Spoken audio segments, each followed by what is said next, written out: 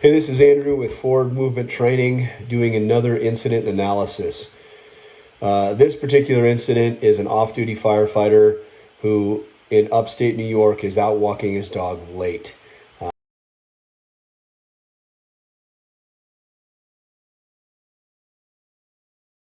This individual happens upon a bunch of teenagers that are shooting off fireworks, making a racket.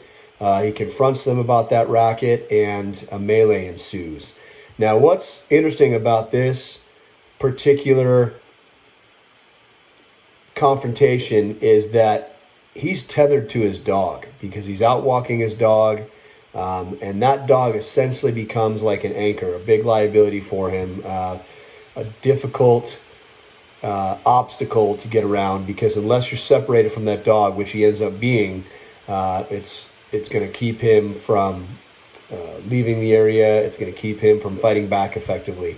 So that's what happens, and he is, what it appears to be, too worried to get off the X or leave the area, break contact from the threat, because he wants to recover his animal. Unless your animal, and I'm a dog lover too, but unless your animal is specifically protection trained, which is a long process, it becomes a severe liability in any kind of confrontation like it does here. And I can't stress this enough, but you need to break contact from this group, because it looks like in this particular incident there's at least several dozen teenagers, and they begin confronting him, raining blows, shoving him to the ground. At one point he gets knocked down and the crowd just descends upon him, inflicting damage.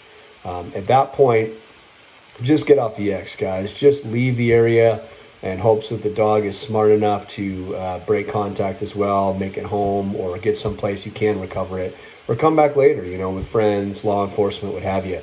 But it is just a very, very big liability unless it's specifically trained to defend you.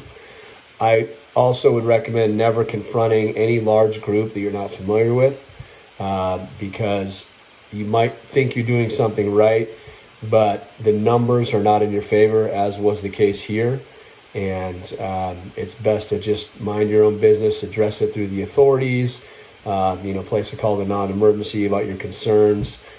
Do a lot of things differently than this guy did in particular. So, it turns out that a lot of them were turned in by their parents. Good on them for taking part in these actions against this off-duty firefighter.